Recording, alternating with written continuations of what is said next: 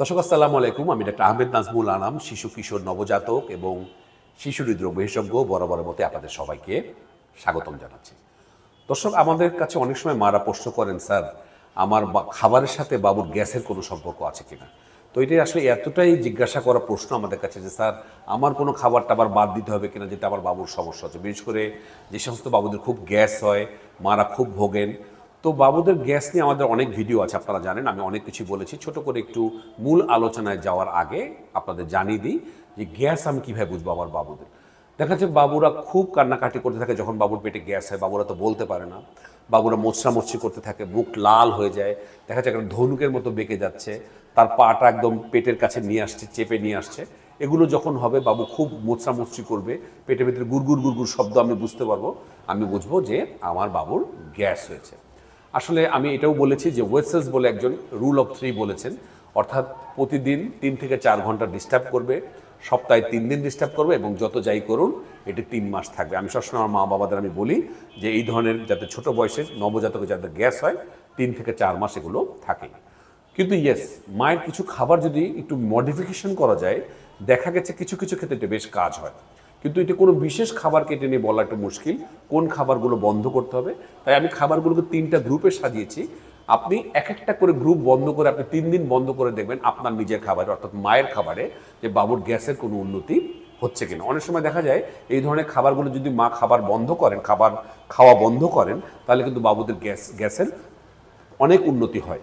তাহলে প্রথম গ্রুপে রয়েছে, আমি যেটা বলি সেটি হচ্ছে গিয়ে বিভিন্ন ধরনের সবজি। সেটির ভিতরে রয়েছে ব্রকলি, ফুলকপি, পাতাকপি, মূলা, রসুন, পেঁয়াজ, টমেটো। তাহলে এই খাবারগুলো আপনি একবারে এই গ্রুপটাকে বন্ধ রাখবেন যখন আপনি দেখবেন গ্যাস হচ্ছে কিনা, এবং আপনি দেখবেন এটি করে তার কোনো লাভ, বাবুর কোনো লাভ হচ্ছে কিনা। যদি দেখেন হ্যাঁ গ্যাসের আগের চেয়ে অবস্থার উন্নতি হচ্ছে, তাহলে আপনি বুঝতে হবে এই খাবারে আপনার বাবুর বুকের দুধের মাধ্যমে পাস করে আপনার বাবুর সমস্যা হচ্ছে। 2 নম্বর যে গ্রুপটি, সেটা আমরা বলি যে ক্যাফেন জাতীয় খাবার। তাহলে আমরা বলবো যে সমস্ত মার বাবুর একটু গ্যাসের প্রবলেম হয় সেই সমস্ত মাকে ক্যাফেন জাতীয় খাবার যেমন সোডা, চা, কফি, এগুলো আমরা খেতে, চকলেট, এগুলো আমরা খেতে মানা করবো। ইয়েস, অনেকে আমাদের দেশগুলো নাই, পাশ্চাত্য দেশে অনেকে অ্যালকোহল কনজামশন করার বা স্মোকিং করার অনেকে করেন, আমরা সেগুলোও মানা করবো এবং যে কোনো ধরনের জাঙ্ক ফুড আমরা খেতে মানা করবো। তাহলে কিন্তু দেখা যায় মা যদি এগুলো থেকে বিরত থাকেন তাহলে বাবুর গ্যাসের যথেষ্ট উন্নতি হতে পারে। এরপর যে গ্রুপটি সেটা হচ্ছে ফলের গ্রুপ। আসলে ফল তো আমরা সবাই খাই, মা বাবারা আমরা খাই।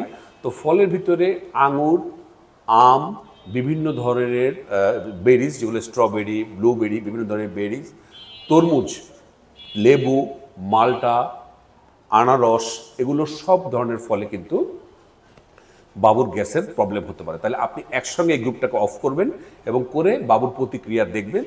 তো দর্শক, আমরা এই 3টা গ্রুপের বাইরে আরেকটি খাবারের কথা যেটা বলি সেটা হচ্ছে ডাল।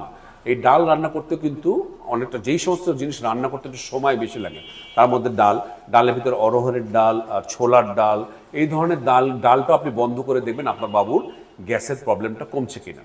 তো দর্শক, আমি মনে করছি এই 3টি বা 4টি গ্রুপের যে খাবারের তালিকা আমি আপনাকে বললাম, সেটি আপনি পর্যায়ক্রমে বন্ধ করে করে দেখুন যে আপনার বাবুর গ্যাসের কোনো উন্নতি হচ্ছে কিনা। আমি মনে করছি এই সমস্যার সমাধান হয়ে যাবে। আর লাস্টে আবার যেটি বলছি, আমি সবসময় যেটা মা বাবাকে বলি, যত যাই করুন এগুলো সাধারণত 4 মাস পর্যন্ত থাকেই বাবুদের গ্যাস। 4 মাস পরে আস্তে আস্তে সব কিছুই ভালো হয়ে যায়।